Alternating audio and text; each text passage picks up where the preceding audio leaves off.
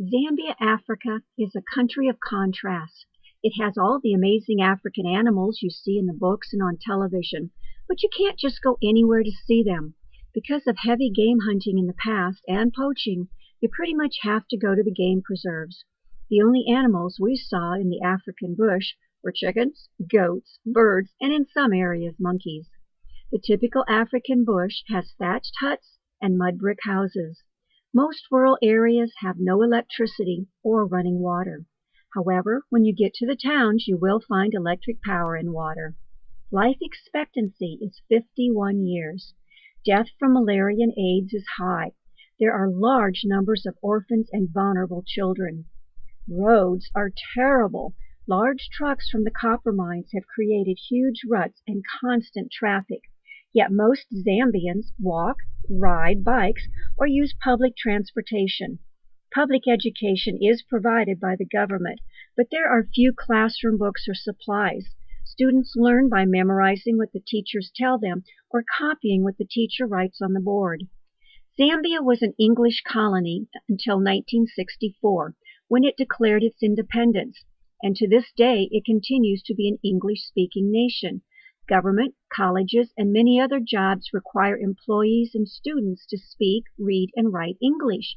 The problem is, most children don't receive any English education until 4th grade, and then just 3 years later are expected to pass a comprehensive test given only in English in order to move on to the 7th grade. You can imagine the large dropout rate, thus continuing the cycle of illiteracy and poverty. The focus and goal of the education program, ED for short, is to help teach children as young as 4 to learn English. The ED Project began in the spring of 2015 by training 16 Zambian teachers to use the Let's Speak, Read, and Write English program, specifically designed for African children. This curriculum uses educationally sound principles, Bible scripture, and action-based activities to teach English. After the training, each school was given school supplies and Let's Speak English pupil books. Follow-up school visits were made with both teacher and student progress being monitored.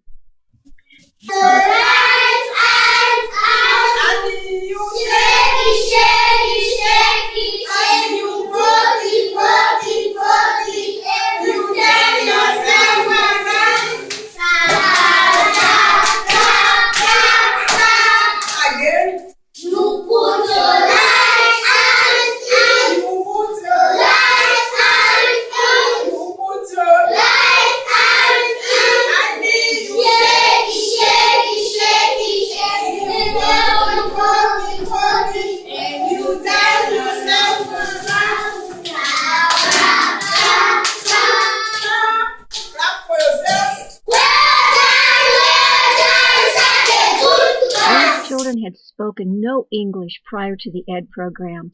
By learning English at an earlier age, these children are being given a chance for a future that will include a higher education and a better job.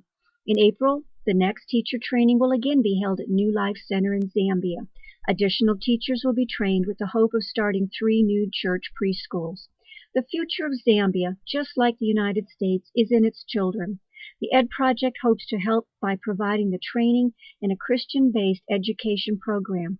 Your prayers and encouragement are needed and appreciated.